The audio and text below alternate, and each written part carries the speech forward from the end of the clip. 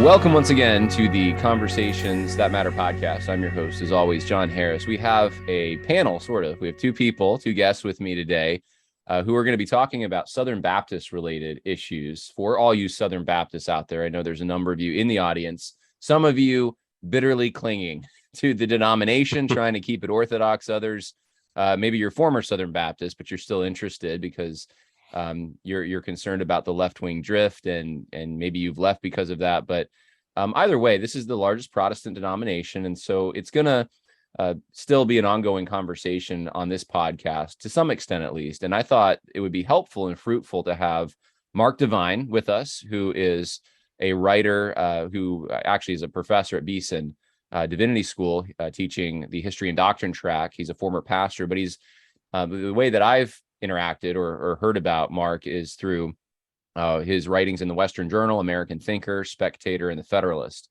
And then we also have with us Pastor Richard Henry, who's the pastor at New Harvest Baptist Church in Kentucky. And we've met before. He's, in my mind, he's kind of probably where your average conservative Southern Baptist is going to be with a church kind of probably out in a working class area and concerned about what's going on. And so he's going to weigh in with his perspective on what's happening as well. So welcome, gentlemen. Thank you so much for giving me some of your precious time.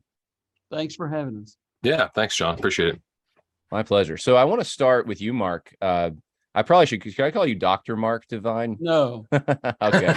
We've known each other on a personal level a little bit, just from correspondence and so forth. So, Mark, I just wanted to ask you about your latest piece. You talk about this issue with the federal government, the Biden administration now investigating, or saying they're going to, the Southern Baptist Convention, and the Southern Baptist reaction. To me, I just was a little surprised. Nothing surprises me, but that was surprising a little that they're just saying, hey, come on in. We have nothing to, they didn't even say we have nothing to hide. It was more of like, almost like a jubilant celebration. Maybe that's overreaction, but they can't wait, it seems like, to be investigated. So what do you make of all this, Mark? Well, it reminded me of what happened when Donald Trump issued an executive order related to the 1964 Civil Rights Act, and then had the Justice Department send a letter to President Eisgruber at Princeton, because they had spent several months doing everything they could to say we are racist. And so if you're racist, well, then that is a violation of the 1964 Civil Rights Act. And as soon as the executive order was issued, it was the last year of the Trump administration, then immediately Eisgruber put out a very gracious letter saying we're going to cooperate utterly. And that makes perfect sense, because the executive branch is the branch that has the guns. And one of the mantras that we often hear from kind of the woke Tim Keller movement in evangelicalism, they have several of these mantras that they've taken straight from the political rhetoric. And one is, don't live by fear. But of course, every person who is wise takes precautions against warranted threats. And one way to view how they have acted is that they act according to warranted threats. And so when the Department of Justice comes knocking, you're going to have to buck up and deal with them, because they do have the power to hurt you greatly. And I'm quite sure that is what is in mind here, because if what we're seeing is a Marxist movement that was really perfected in many ways by Antonio Gramsci, the head of the Italian Communist Party. He was imprisoned and wrote his prison notebooks, but he saw that we needed to march through the institutions in order to achieve the Marxist goals. And he recognized, as Marx did, that the family and the church are the number one threats. And there could be no bigger prize for this movement than to even more undermine the witness of the largest Protestant denomination in America that voted 80+% for Trump. And so that's how I view what is happening. So you think it's a political move?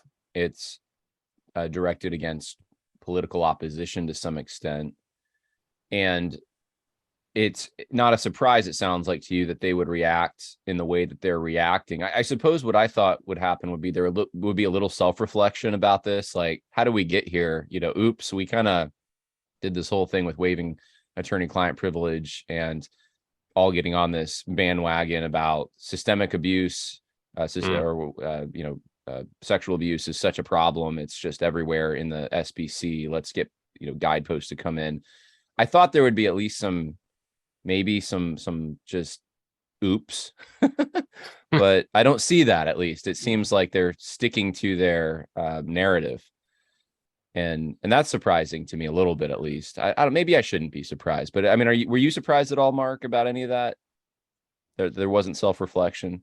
I think there is self-reflection, but publicly, because of the nature of the threat, the Department of Justice, which we now know works well with the FBI, the nature of the threat, they only want to present a posture of cooperation.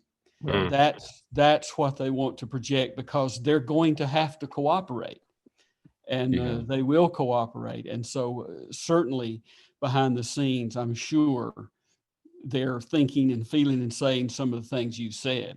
Mm-hmm. Well, I would be hopeful about that, but hopefully for the right reasons. Well, Pastor Henry, how do you feel being a member of a denomination now in your kind of average country church out there? You're now part of this big denomination that's under federal investigation. Yeah. I mean, somebody sent me the article, I think it was last week and a half ago.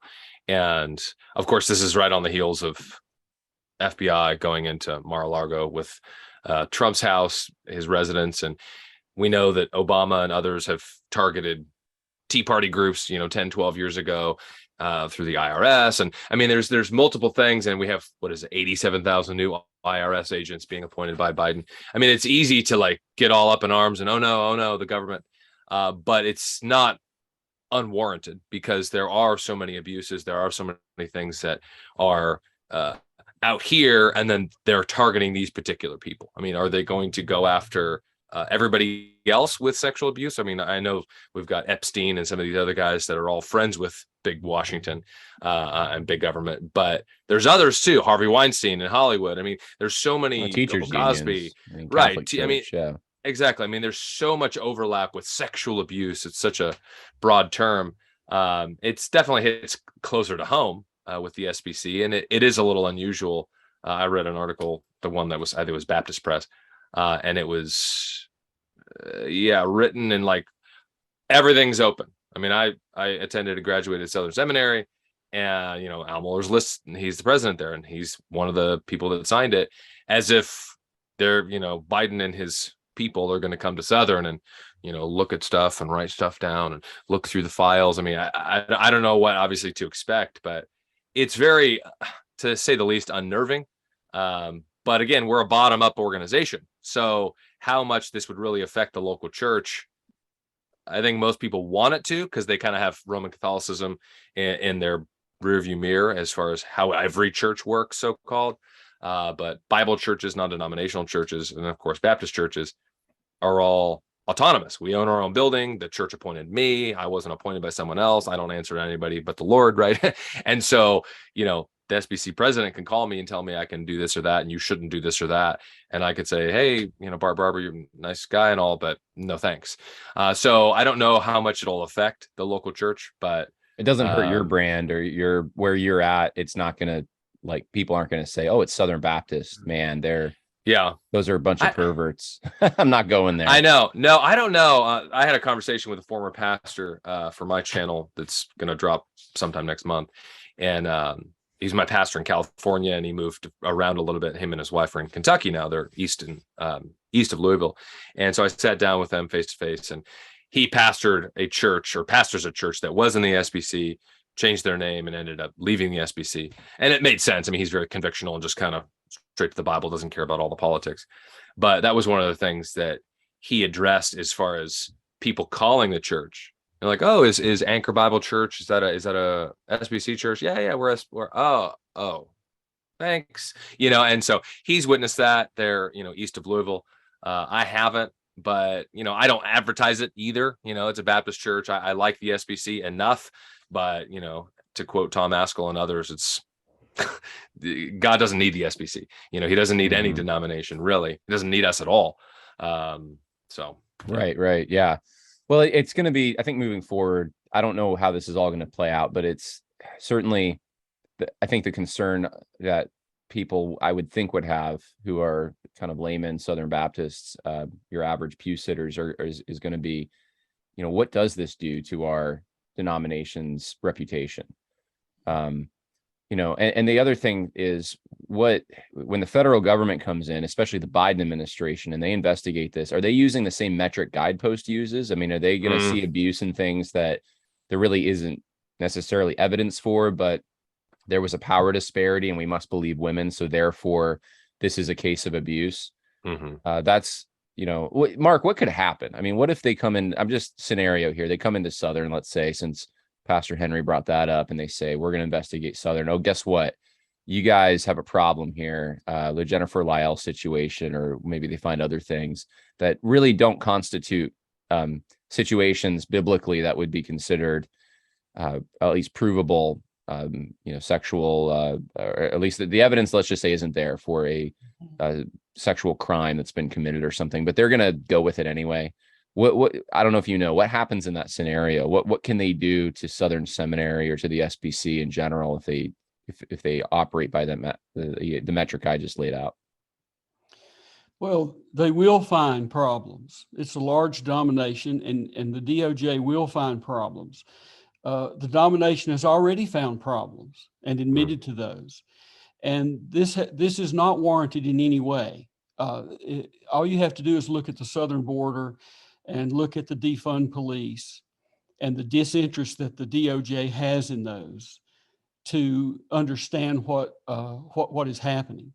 It will continue to damage the brand. The brand of Baptists, whether Southern is on it or not, whether it's Southern Baptist, has been greatly damaged for decades. For most people that we're trying to reach with the gospel, they think of Westboro Baptist Church. I saw someone from, it was Australia or somewhere, and I've forgotten what had happened, but because they were taking some conservative stand, and this was like, I don't know, I think it might have been Finland, and this woman in Finland who's a conservative, and she was accused of being a fan of Westboro Baptist Church. So the brand is already very deeply damaged.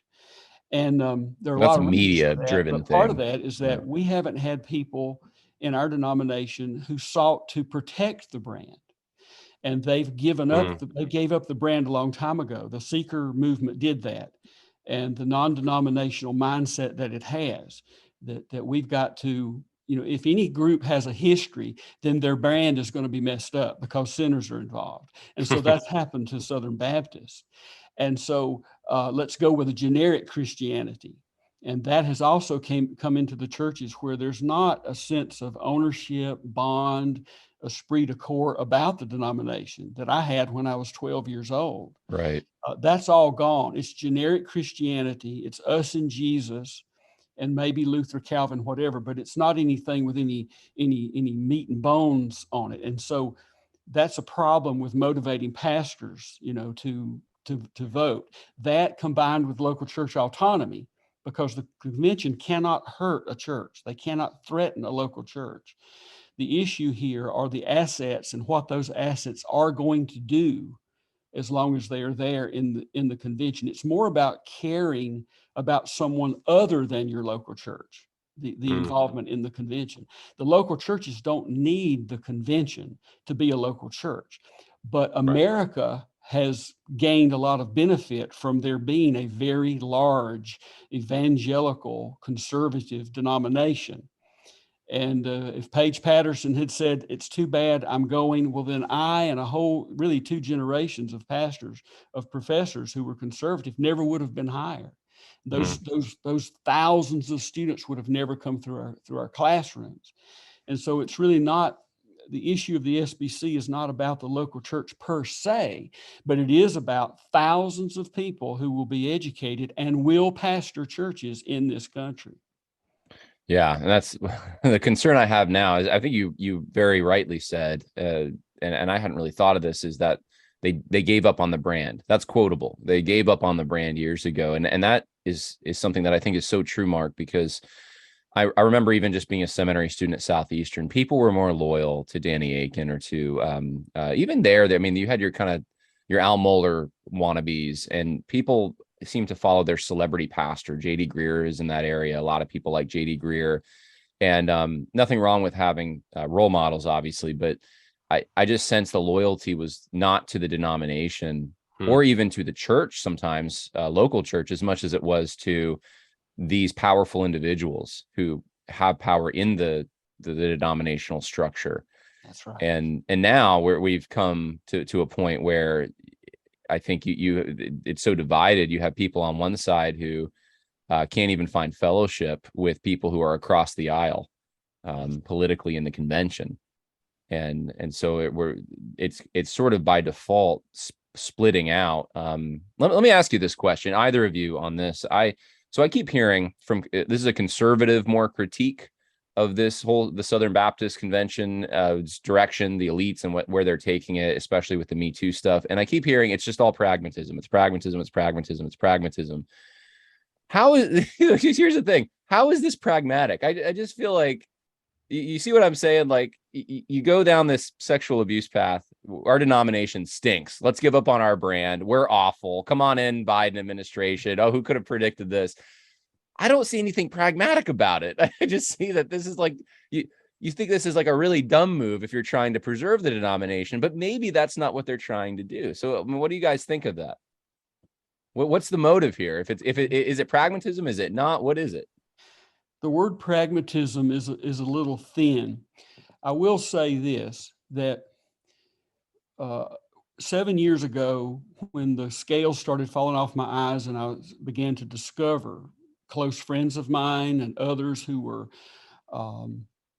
buying into some of the woke language and things, for a while, I tried to make sense of what was happening through, for example, the taxonomy that H. Richard Niebuhr produced in 1951 about how the church, the various postures the church has taken with regard to culture, politics. And the two of those elements, Christ against culture, more of an Anabaptist stand apart, that's a stream in the Baptist movement, but also for the Reformed and even for Southern Baptists as opposed to Anabaptists, the Christ transforming culture, Kuyperism, this kind of thing. But over time, what I discovered is when you try to impose a coherent view of the church as over against culture and politics, it doesn't work. What makes more sense of more that has happened to me is this. It's that they saw that they believe that the arc of history is moving to blue areas. It is. We're living in a world that is getting more and more urban, more and more blue, Democrat voting. And unlike the seeker movement, like the seeker movement and the church growth movement, they studied a target population that they wanted to reach. And for the seeker movement, it was suburban populations. But for this movement, it's what I call blue communities. And they're college educated, Democrat voting citizens of these metro areas, and then anywhere around a university, and increasingly everywhere because social media. So in the same household, you'll have Bible believing grandparents, parents, but then the children have been captured by the culture. This makes more sense of what they've done. Is they unlike Protestant liberals who rejected their doctrines and their confessions of faith, like the seeker movement, they kept their orthodox confessions of faith.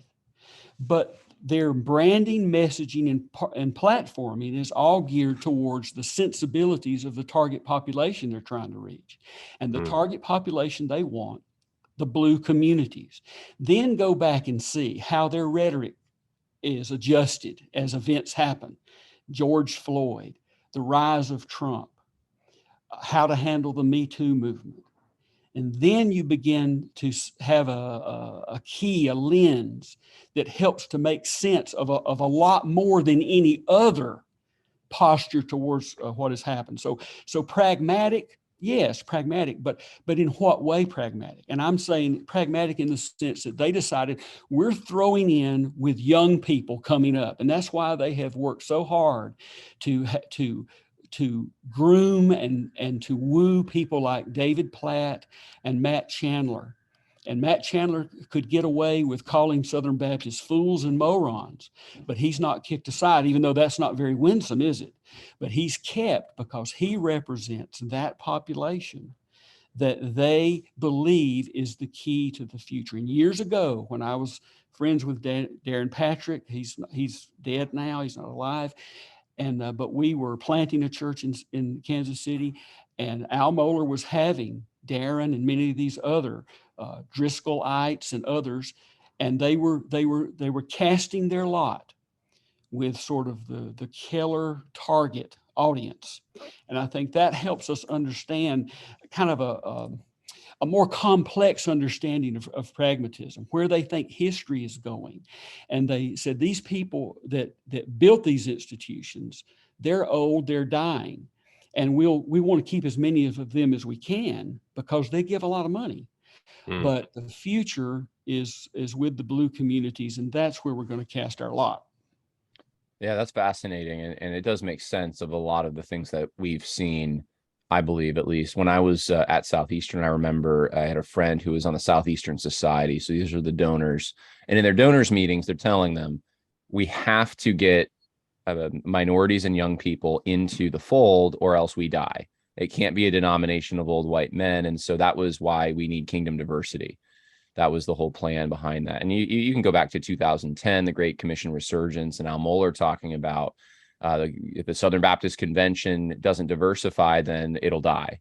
Yeah. And I don't know, along the lines what all the links in the chain are, but I know that that thinking has kind of permeated and become the policy of the various entities in the convention. So, Pastor Henry, I mean, you're more in a rural working class area.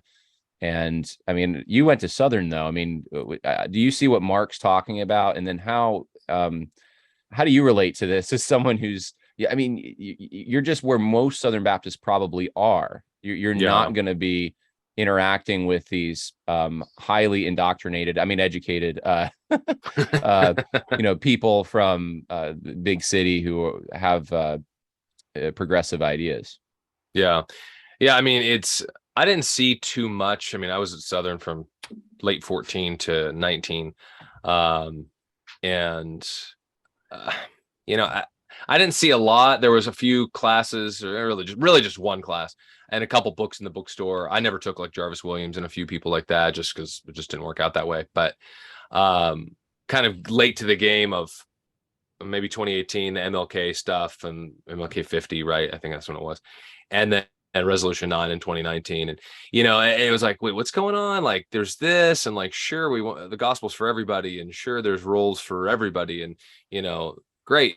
But like, you'd hear this kind of, well, we need reconciliation or racial reconciliation. You're like, well, like reconciling to win, and like Babel, Genesis 3, like 1960, like where are we supposed to go back to reconcile? That's still a question I've never really had an answer to. As far as, I don't know. I mean, in one sense, yeah, I get what Mark's saying for sure. Is the blue and the this, and I remember as a 21-year-old unbeliever, I called myself a Republicrat, where I was still pro-life, but I didn't really care about taxes and who got married and whatever. And this was before Obergefell and other things. But I still was like, well, I don't want to kill babies, right? I don't want to do these other things. Like, and I kind of had this Christian upbringing-ish, but I wasn't a believer at all. Although I would have said I was a Christian, but that didn't mean anything really. But I think that's always the case, though. We hear people, well, nobody wants to work these days. I found a meme, and it was multiple clips back to the 1920s about how people are lazy, how young people don't want to work, how people this, you can't find good work. Well, we hear that all the time today. And in one sense, I think this is why history, and I would say, Mark probably knows this even better than me with knowing history. There's trends that this age group does this, prosperity brings this, Poverty brings this, men act this way in this situation, women generally act this way in this situation. And it's not cyclical like we're in some, infinite loop, but I think human nature only goes so far. And being blue sounds great when you don't have a mortgage, right? When you don't have a wife and children and then as soon as you get married, you realize, oh, that's really stupid. Why would I do that? And I know blue people who are far more red in their 30s and 40s, not believers, than they were in their 20s, because you're young, you're healthy, who cares? And so I think there is that level of capturing the youth, but I think that happens with the gospel. When you have actual conviction, you actually preach the word, then you're going to capture those people, even if they are blue or tinted blue, that those seeds are going to bring fruitful righteousness and the oaks that will blossom far later, as opposed to pussyfooting around. Well, Adam and Eve weren't really, real fall, global flood, Jesus maybe is not the only way. And you do these things. No, you stand firm on the conviction of the word that centuries of people have. And I mean, just look at history. It might be hard, but the truth always wins. And so I don't think having a blue direction, I love Doug Wilson. I know he's post-mill, but what does he say? Stupidity isn't a strategy, and it's like, yeah, I mean, some of these, and I get it, they still have media and Hollywood and all these other things, but you can only go so far. And I mean, the gospel will prevail. Christ will win. It might be hard, but I think there's just that level of, you're going to get opposition, you're going to get fighting, there's going to be problems. But when people get reality slapped in their face, they're going to say, oh yeah, I can't not work. I got to work. And you have children, you're like, well, of course, do the job, do the work.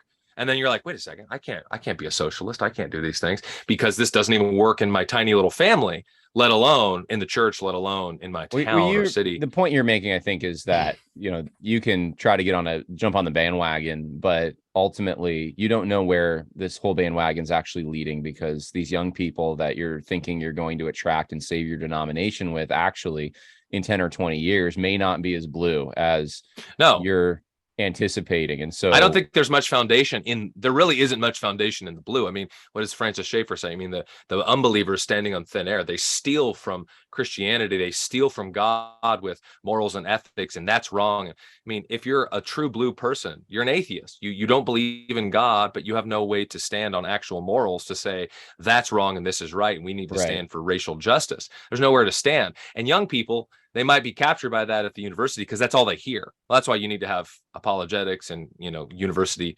ministries and YouTube online. I mean, I know you get a big influence in that way too. And constantly having that second or third opinion against those who are indoctrinated from K through 12 and up into the university. So I don't know. I mean, it might be somewhat pragmatic for SBC to answer the question. See, I grew up in upstate New York. Now, it was a red area. New York red is different than red, though, where y'all are coming from. I think it's very, a New York Republican tends to be pro-choice, tends to be, we should have some taxes. They're a little more to the left of even some Democrats in some rural areas in the South. But it was Republican, we'll say. And, it switched recently, but the major city near me, or the larger city in our county, at least, was totally blue. Right. And that's where I went to my first experience with college, was a community college there. And I was in a Christian group. I was actually a leader in the Christian fellowship on campus and stuff. And, this is the thing that really, I don't know, I don't know if there's a disconnect with Southern Baptists because they don't understand this, or I don't know what it is, but it was obvious to me that if you're going to be in an environment that is against what you believe, and I mean, it's exactly what you just described, Pastor Henry. I mean, they were, the atheistic, secular, LGBT, the whole nine yards, right? If you're going to be ministering in that, it's not to your advantage to then try to go halfway with them on those things. Right. Absolutely. Right? And to try to, and that's what I've seen, but we didn't run our group that way. Our Christian group was very unapologetically Christian and Orthodox. and even the political implications of that. It's not like we wore that on our sleeve, but yes, we are against the profaning of marriage. Yes, we are against abortion. Yes, we believe in taking personal responsibility. We believe all the whole 9 yards. Mm-hmm. And I think that actually created more. We became like the second largest group on campus, because people could see, especially other Christians who were sheepish in class, who didn't want to stand up. All of a sudden they see those guys are willing to stand up.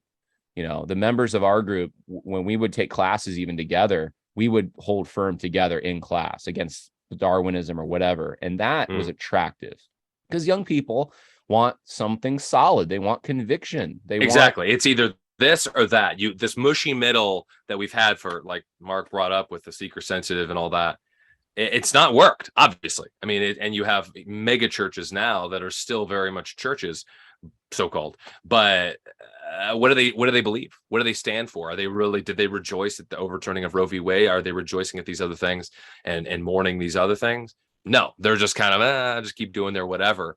And it's either know what I believe or what you believe or what Mark believes, and like, I want to know more about this Jesus, or I hate Jesus, and then that's it. And that there's this stark contrast versus like, which Jesus are you talking about? Well, all Jesuses are the same Jesus. I mean, I like to say everybody has a Jesus, right? Mormons, Muslims, the secular person, Hindus, we all have a Jesus. The question is, which Jesus do we worship? And I don't know. I mean, if they don't view you as a threat, then you're not actually doing anything. You're right. Or as a friend to say, yes, I want to hear more about this bread and this living water that you're offering. Because this atheist, this agnostic crap that, my parents gave me as a kid, I didn't ever know what to do or what was right and what was wrong. I just kind of whatever, be myself. And now, I mean, we see this with gender transition stuff and kids already coming out of that, and young adults. And I don't know. I mean, we look at PragerU, and there's Daily Wire, and there's other organizations that aren't necessarily Christian, Jordan Peterson, like, that are more firm in the truth and just common sense that God has written these things on the heart. And yet you have others that you're like, really? This is our denominational leaders. This is the president of the convention. This is the guy I'm supposed to read. Like, where are the men to stand up and say, right, this is right and this is wrong? Like The Courage to Lead, or these weird, right, exactly, strong titles. But then they go halfway. That's the thing. They go halfway, or they go part of the way with Me Too movement. In this case, we can accept some of these. We can even have an organization that's pro-LGBT do a rundown of our denomination and give us a report and recommendations. We can accept the premises that are totally unbiblical, streaming from that whole movement. And then when it comes back to bite us, I just don't see the clarion call somewhere to say that was wrong. Actually, this is what we believe. We believe in 2 or 3 witnesses. We believe in a civil procedure here. Due process. We're not anarchists where if we're just held to the tyranny of the accuser. Just because someone says something doesn't mean it necessarily happened. No one seems in a position of leadership seems to be able to say that, and it's having the opposite effect, I think, because the people who are on the left politically and are accepting all of these, let's just say, anti-biblical ideas, many of them, they just keep ripping the Southern Baptist Convention a new one. There doesn't seem to be any nurturing or care for the convention. It's almost like they're the enemies of the convention, and they even posture themselves that way. Yet they somehow have the reins of power. And then people that are grew up in the convention, that love the convention, that truly do, I think, they don't want it to change the way that it has been changing. They're kind of just left out high and dry. And I don't know how this thing rectifies itself. I mean, what do you predict is going to happen, Mark? Well, first of all, you're talking about what works and what doesn't. Well, the gospel is always the gospel, and a healthy church that is rooted in the Bible is always a healthy church that's rooted in the Bible. But a compromise of the gospel has been very successful, measured in buildings, bucks, and bodies. Protestant liberalism dominated Europe and America running from Henry Ward Beecher in America to Harry Emerson Fosdick. And it was many decades, and it had impact on many, many churches, and it provoked the fundamentalist modernist fight. Famous people and presidents and politicians wanted to hear Henry Ward Beecher. They wanted to hear Harry Emerson Fosdick. And when the church growth and seeker movement arose, it had enormous effects on all churches, even that didn't just embrace it.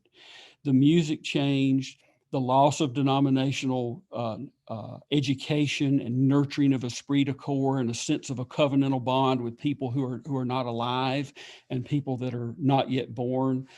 It had enormous effects. And now this one is.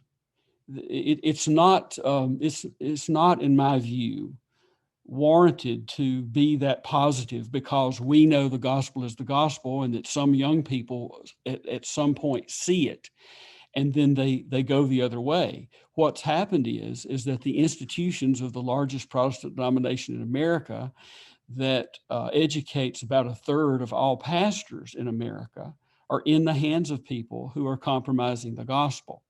So our side is not winning, and there's nothing that indicates that's going to turn around. I hope it does, but working, one of the ways I described what's happening is by focusing on the target audience, and that's the wave of the future. Another way to think of it is, which is the way the seeker movement did, is we have products and services that we're offering to people who are shopping for products and services. And in Birmingham, of course, there are many more churches that are full of people who voted for Trump and who believe the Bible than there are people in the handful of large, formerly skinny jeans churches, but they've had barbecue down here and they've gotten a little bit bigger.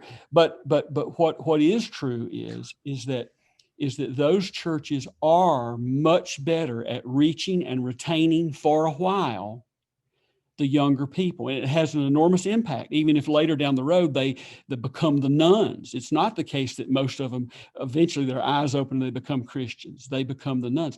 Bill Hybels infamously did one of these longitudinal studies at his church to see, are people becoming more Christian? And he had these indices that were good indices, people becoming more discipled.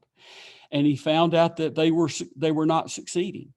They had a big front door, they had a big back door. People weren't understanding their Bibles better. They weren't witnessing, and all of these kinds of things. And you say, see, it doesn't work. Well, it worked in the sense that model spread throughout the country, and pastors all over copied parts of it because it did work in terms of buildings, bodies, and bucks for a while. And when you want to be seen as successful and you want to be able to pay salaries, you do that and you rationalize it. And our pastors have done that. And I think that's part of the problem with motivating them to go to the convention, because they would have to bring in cultural and political messages where they haven't had any. And it would feel like something alien. And they would have to get their people to care about the denomination the way many generations were, and mine was, in a way that they haven't been. And it feels like something from Mars.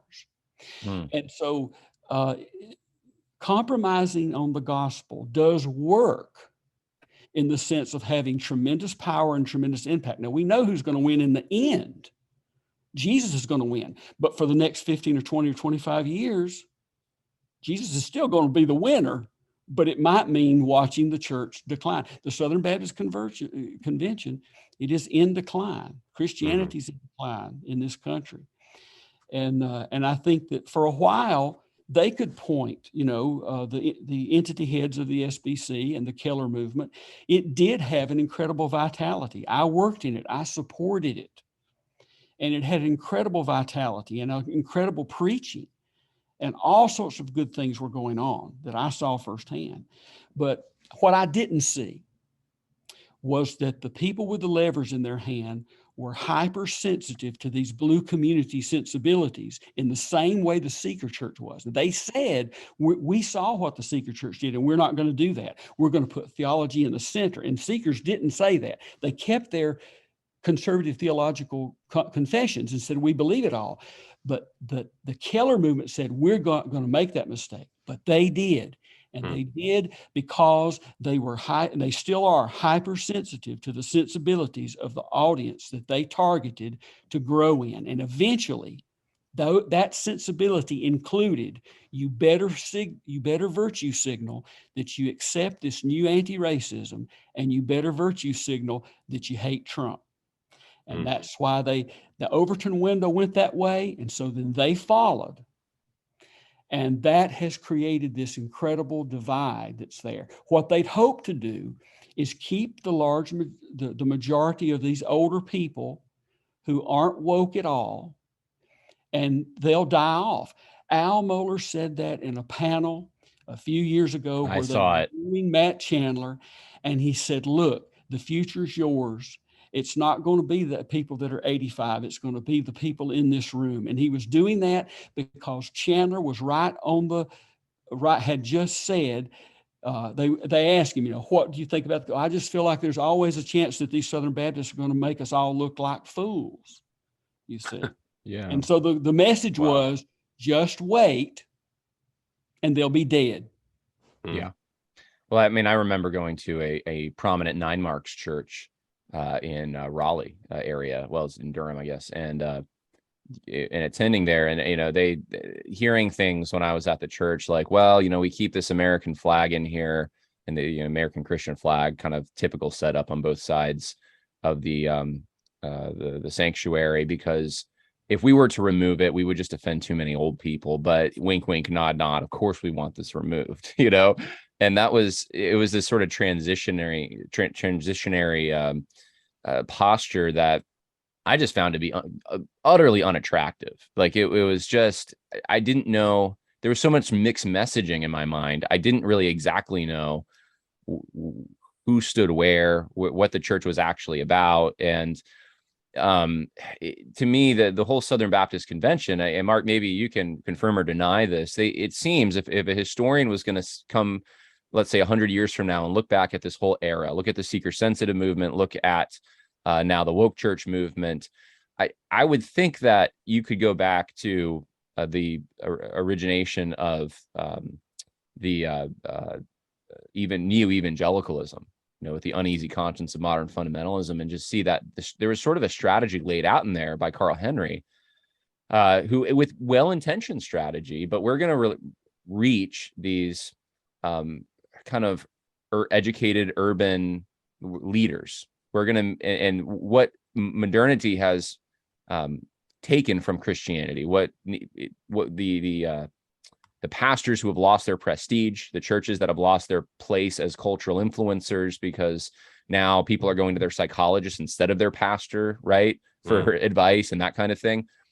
We're going to recapture all of that. And the way we're going to do it is we're going to be Christians with the best psychologists, and we're going to train Christians who are pastors who are going to be trained in psychology.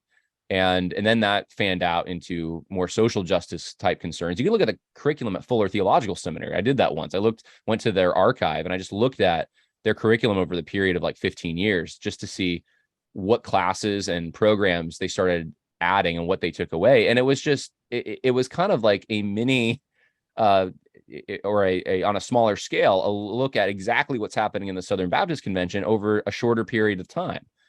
They lost orthodoxy in like 10 years. Like it didn't take long at Fuller, but it's because they started out with this posture of we're not going to be training and it was a seminary. Remember, it's not a university, it's a seminary. We're not going to just train pastors in the Bible. We are going to train the next generation of equipped psychologists, so people will respect pastors more now, and they'll go to their pastor more, and we'll get that prestige we lost back. And I just, I don't know what you guys think, but I would think a historian years from now is going to look back and sort of see that as one big enchilada. Like that was like 100-year period in which the church was desperately trying to find quote unquote relevance that they had lost, but using all these mechanisms and strategies that utterly failed, that basically destroyed the church's identity and just made it so, well, you have nothing to offer us. If you're a psychologist and he's a psychologist, why didn't I go to the psychologist who's more acclaimed in the world? I don't need to go to the pastor to get my problem solved. And so it's like we weren't different anymore. We just became the same stuff that's happening in the world is just now being transported into the church. The same music, the same advice, the same everything, and that's big picture I see. So I'll ask you guys this, and whoever wants to start can start. But in the Southern Baptist Convention, as a result of all of this, and you can tell me whether you agree with my analysis or not, but you have now, we don't know what a pastor is. We have critical race theory, masking, now they're using all kinds of other terms like cultural intelligence and denying they're doing it, but it's still being taught. We have the soft pedaling still of LGBT stuff in very creative ways, honestly, happening in certain quarters of the denomination. We have the Me Too stuff that's ripping the denomination apart right now. I don't know. The list just goes on. Give me the argument, because I know both of you kind of want to stay in the denomination or recapture it to some extent. What do you tell pastors who are just saying, I see all this and I'll just pick up my ball and leave. I just want to do ministry. I don't want to get involved in a political fight. Well, I am writing a book in which I'll try to position the Young, Restless, and Reform movement and how it developed in an arc that runs back to Schleiermacher, the father of Protestant liberalism. And I'll compare and contrast them. What they all have in common is that they end up, even though they wouldn't have used the word branding in the early 19th century, but they are responsive to an identifiable target audience. And for Schleiermacher, it was the sensibilities of modern man who'd had his ability to trust the Bible undermined by certain substreams in the Enlightenment. And the seeker movement and church growth movement, it was suburban populations, and now it's blue communities. What we haven't had an opportunity to see in the Southern Baptist Convention lately, we did with the rise of the conservative resurgence under Page Patterson. And so it hasn't been a straight line. This was an enormous anomaly, really, in church history for a denomination to be as far gone as it was and to turn around. And so that's really probably unprecedented. The worldwide Church of God did, but that was a few people deciding, whereas Page had to do it the hard way, motivating people to go and vote and do that, 10 times in a row. Yeah. What we haven't had the opportunity now is, like Pastor Henry was talking about, is stand firm. And part of this is not just bad leadership, but lack of leadership. And here's what I mean. It's one thing to put your finger up, wet it, and put it into the cultural air and see how you can adjust yourself and remove barriers and be winsome and have something that has vitality for a while. Leadership that we need is a person that says, this is where I stand and here is why, and they take people with them. They actually lead people, you see. And we haven't had a chance to do that. The person who had the resources to do that was Al Mohler. When we look at the content of the briefing over decades, he had the resources to do it, but he chose not to. He chose to go along and play ball enough. And now all of these men that he made, they were under him and they went and they had all these entities. They won. And they eventually decided, when he said, I'm not going to vote Democrat anymore.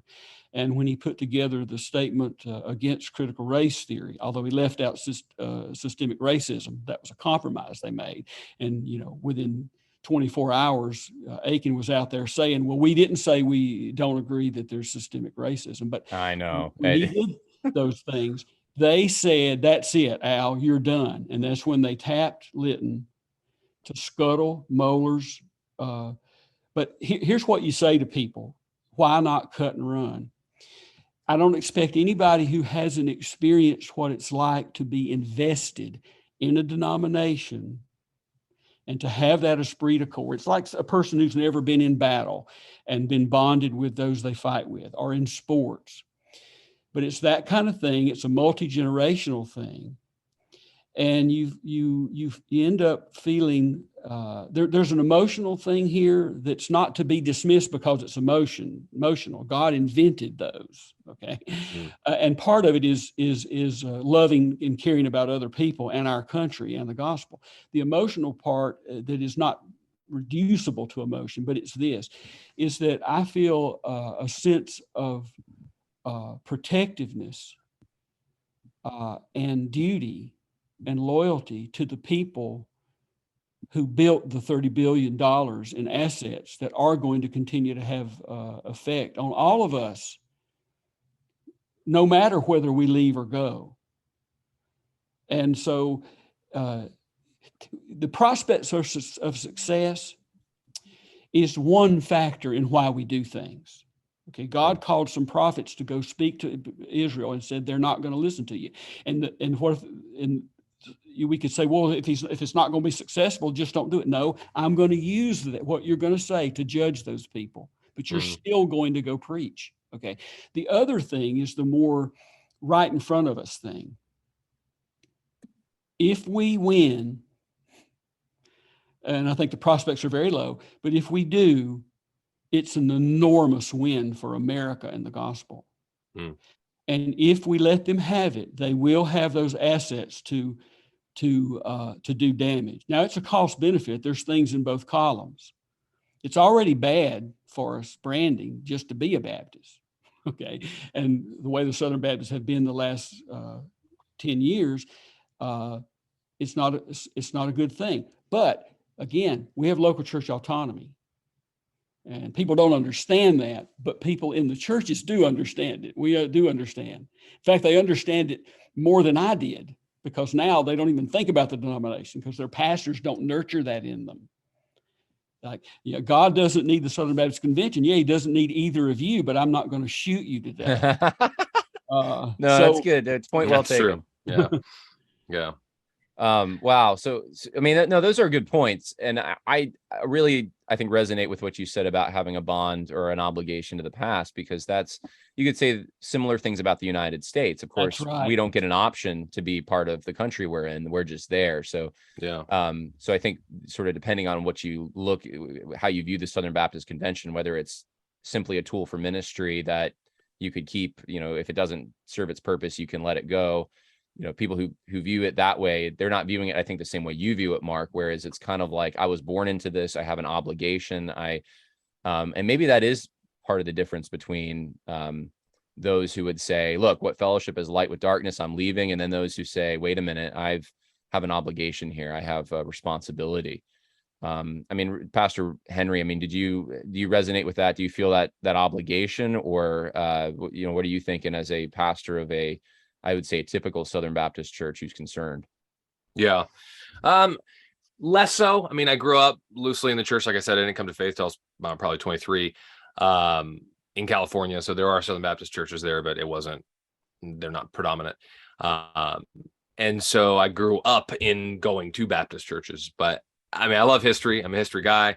I really appreciate learning from history and trying to apply that even today, similar to how we do regular preaching, right? What is it? What's going on in the text, and how does it apply to us? And so there's less of a connection. When I visited Southern in 2013, I didn't realize how much things were just horrible, 20, 30 years before that, 40 years before that, with, the denial of the virgin birth and the crucifixion. It's cosmic child abuse. There isn't a real Adam. There isn't a real Noah. There isn't a real Abraham, and the Canaanic conquest and all these other things were just all denied.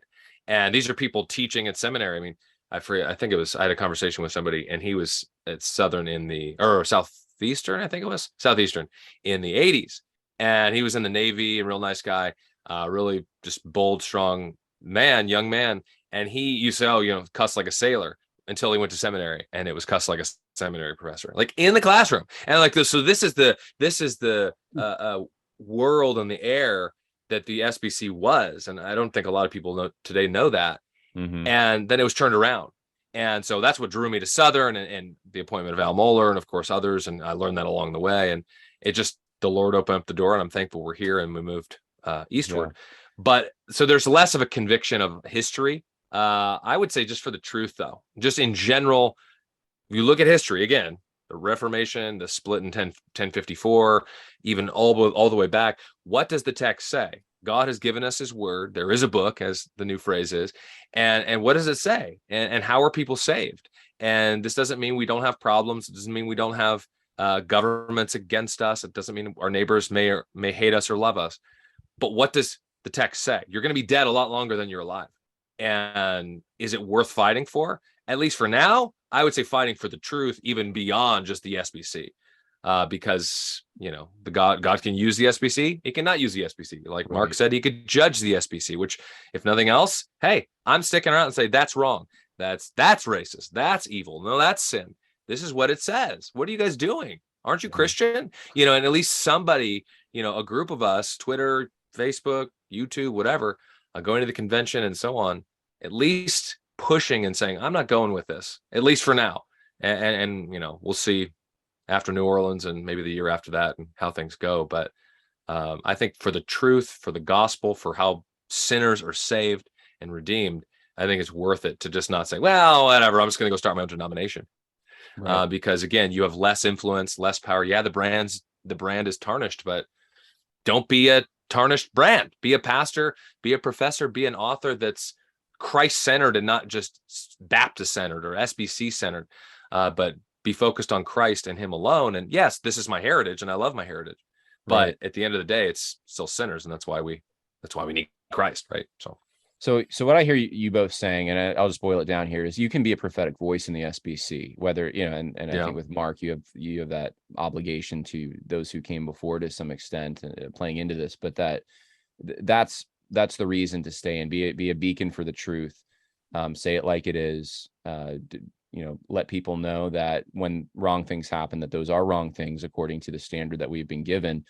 Now I'm going to say something blunt. Obviously, people who listen to this podcast know I've made the argument to leave for now a year and a half or more. But I'm still I'm open to hearing what you guys have to say, and I want because I do have listeners, I think, on both sides of this. I want them to hear these things talked about and wrestled through. But so here's the thing, and we can probably sort of land the plane on this particular point. I'll get your reactions.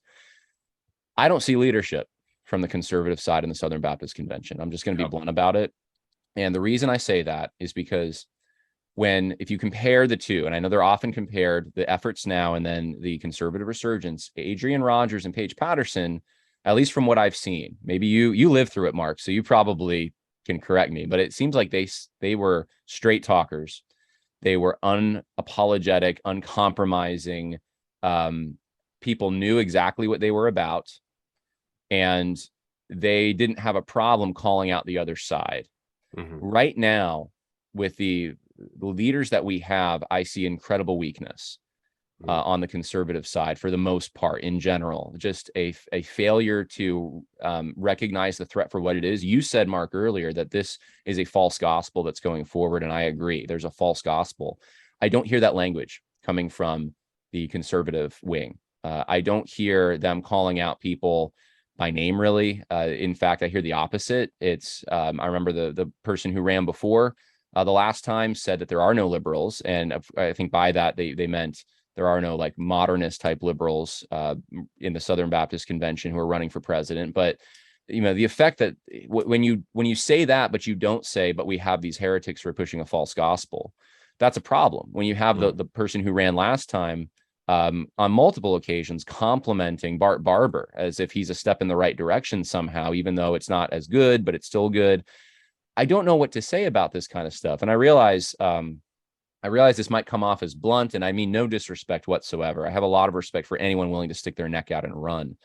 But the kind of leadership, Mark, you were saying could come from an Al Mohler hasn't come from anyone else that I can see. So help me out on that. I mean, is there a light at the end of this tunnel? Is there someone or a group of people that the Southern Baptists can look to and say that's where the real uncompromised leadership is coming from?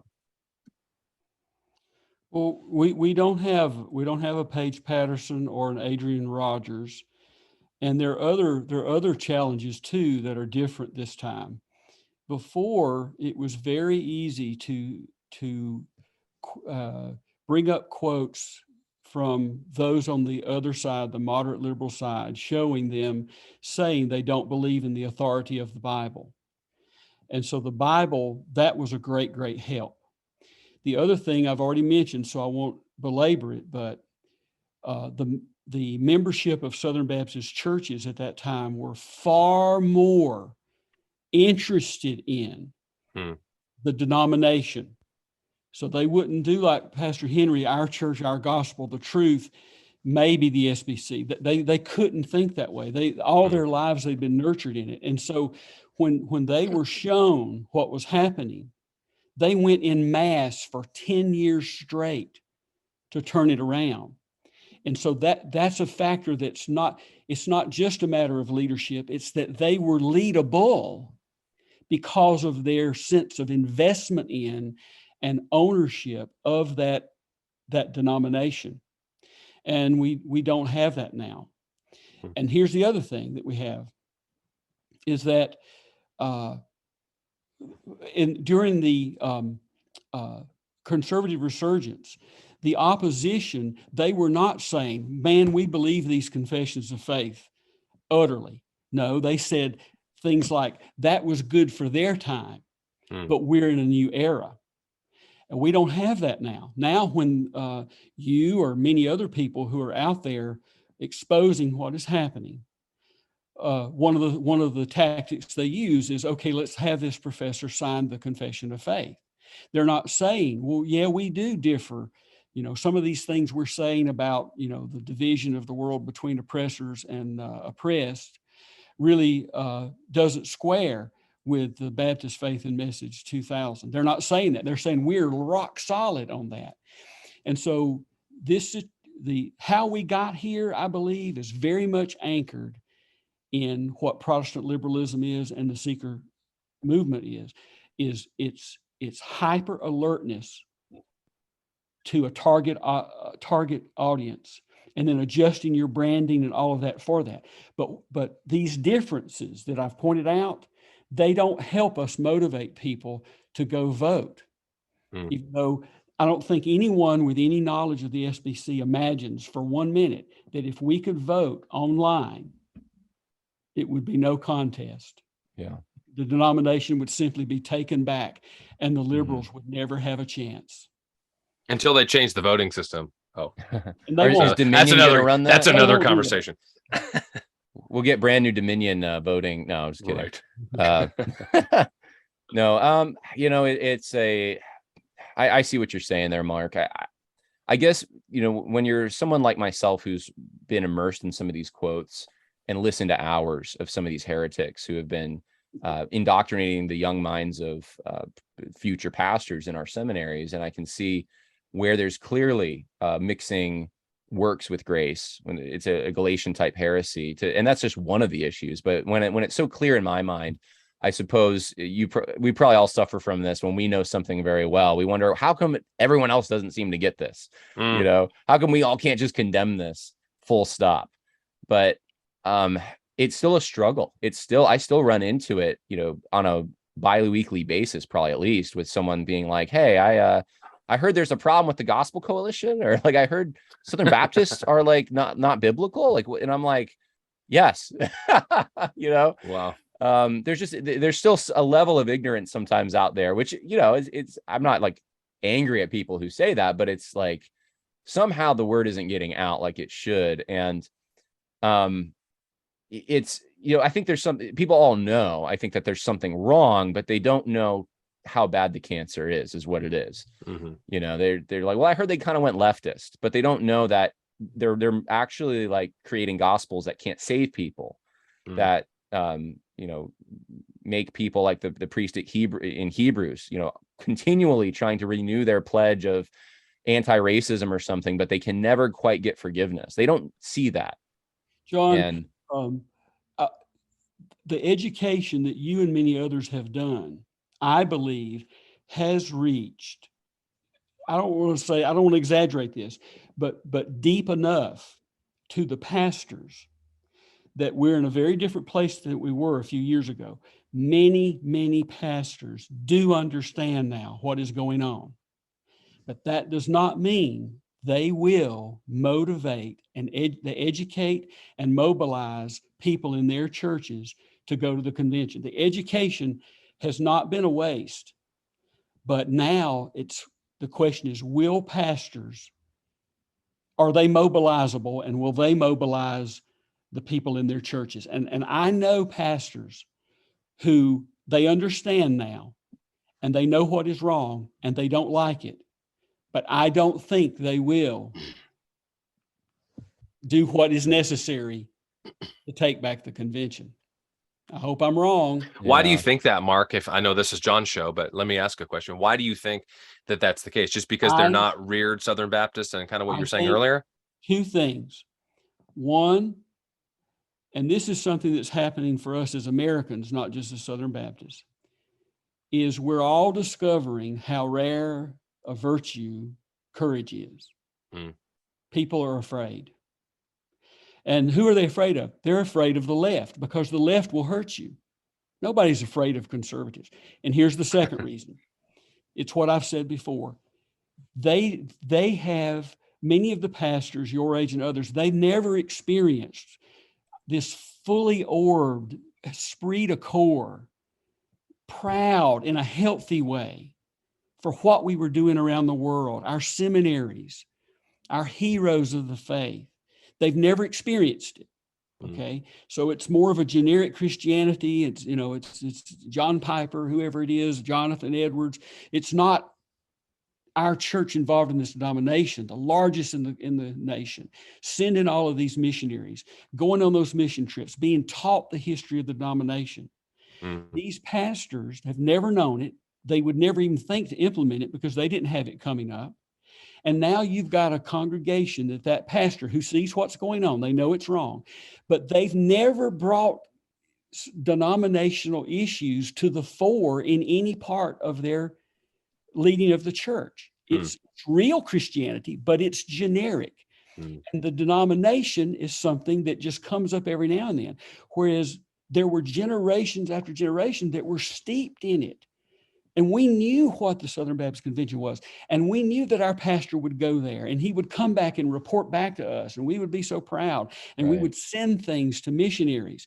That's not at their disposal. So now if they're going to have to be courageous and bring something into the pulpit, they're not doing it. Now, I can't get inside their heads because I'm not them. I am doing this in the places where I preach. Yeah. Well, Pastor Henry's done that. I have to observe it and try to understand it. Yeah. Well, I need to, unfortunately, land the plane. We've gone actually quite a bit of time, and I know we could probably go along a lot more, but I'll give you the last word, Pastor Henry, since you have addressed these things from the pulpit at your church. Final thoughts. Yeah, I mean, I do agree that there isn't a lot of good leadership at all, for sure. I mean, I'm loosely a part of the CBN and just kind of following them a little bit and trying to pay attention. And I've had some conversations both on YouTube here on my channel, not here, but on my channel, and personal conversations and stuff. And yeah, there's definitely a lack of leadership. And I think the difference is it's more hidden. I think you've said it before too, John, just of the subversiveness of, oh, we are, this guy's a Calvinist, this guy's this, they signed all the documents. Well, of course we're all conservative now. And you think, but you're not though. Right. Why did you support this thing? And why don't you stand for this? And how are you condoning plagiarism, et cetera, et cetera? So I don't know. I mean, I think it does look grim, but this is why history is such a good teacher, because it's often been grim, and not just with the Southern Baptist Convention being turned around, but there's been a plenary amount of places that churches have been restored, both the local church in America, in the West in general. And there's been people that have left, right? And there's been people who do leave that aren't good, right? Henry VIII leaves because, he wants to get a divorce. Well, that's not the best way to leave a denomination, but there's other reasons to go and start Rhode Island. And that's why it's a Baptist and Providence and First Baptist Church of America. I mean, so there are distinctions there that sometimes it's good to leave, sometimes it's good to stay. Of course, the Puritans trying to purify the Church of England and end up coming to America. And so I don't know. I mean, I think people be encouraged, ultimately be encouraged. And like Mark said, I appreciate your thoughts. I hadn't really thought about that as far as having the generations before being so Southern Baptist and soaking in that. That's good. So if a pastor's watching this, then teach on that. And I'll probably have a series now. I'm actually doing the denominational series for Sunday school right now for the church I pastor, and just looking at different splits and denominations and things. So we're going to have to do a deep dive into the Southern Baptist. So thank you, Mark. More work for me, but I like it. So I would just say be encouraged and ultimately go to the convention, right? I personally think now's the time to fight. We haven't really fought like we did in the 80s, late 70s and the 80s, and turn the ship around. I would say at least let's fight. Let's go play the game and see how it goes in the next 5 to 10 years. And if God says no, all right, Christ is still king. And if he says yes, then you were part of that. And you at least said, hey, there's problems along the way, and let's fix these problems, and not just be quiet and go hide. Not like you're hiding or others are hiding per se, John, just because you've left. You're still calling it out and shining the light on it. So I just don't happen to be a member of a Southern Baptist church now. Right. That's all. But but that's okay. I mean, you're still you're immensely helpful to your audience, because it really is a lot of people don't have the time, to really investigate these things. Yeah, try to be John Harris and join a Southern Baptist church. No. Hey, you can join our church anytime, John. Thank you. And so I just want to finally, to end this, and I appreciate both of your contributions, gentlemen. I just want to get websites or where people can find your work. Mark, where can people go to look up your articles or wherever you want to send them? Well, I've been publishing at the Federalist, American Spectator, the Western Journal, and American Thinker for the last 7 years. And you can go there and just put my name in and you'll find my pieces. All right. And Pastor Henry? The easiest is richardthenry.com. richardthenry.com. I've got YouTube pages there, as well as it's a new website. So I've also got a blog that's coming in writings, and you can follow me on. And that's where you're launching your campaign for Southern Baptist president, right? Just kidding. Yeah, no. All right. I like my quiet life. Yeah, that's. I understand. I appreciate both of you coming on, and thank you so much once again. And please check out both Pastor Henry and Mark Devine's material. Until next time, God bless.